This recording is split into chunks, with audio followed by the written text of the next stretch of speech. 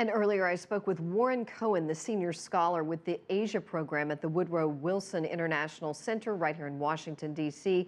I began by asking him if the tensions between China and Vietnam would ease if China moved the oil rig.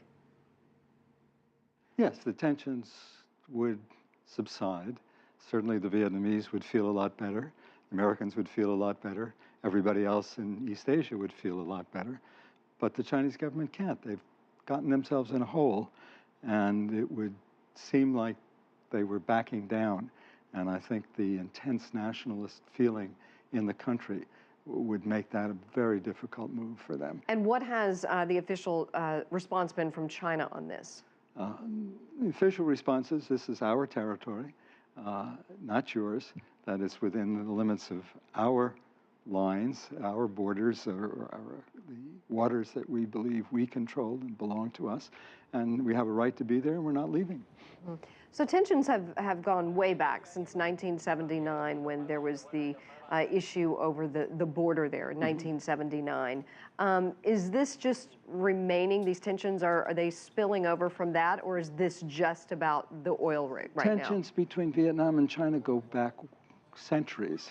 And the Vietnamese, at least half of them, are very hostile to China, and they're taught to be hostile to China.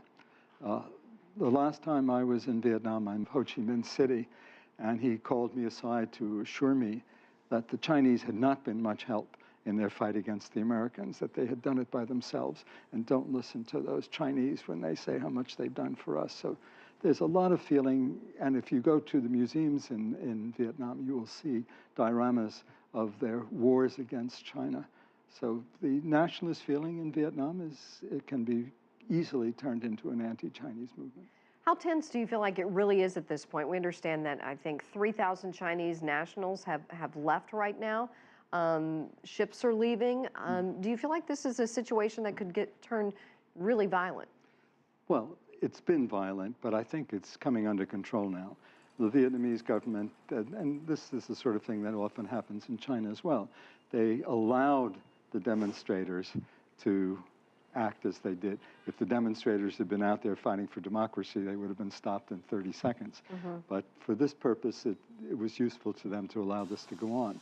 But and now they're running scared, so the Vietnamese government itself will bring it under control, and there's no need for, I think, further concern by the Chinese. Right, at least 1,000 have been arrested. They're all blaming extremists. Is this an extremist-led protest?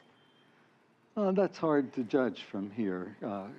When you get violence and looting, it can be anybody. It doesn't have to be extreme. But people are unhappy about being underpaid in these factories.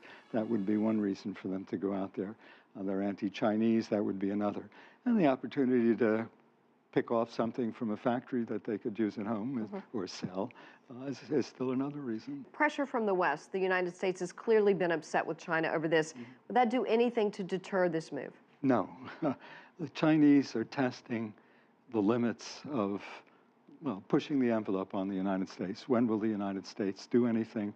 And their guess is the United States won't. So they feel quite comfortable with where they are and what they're doing.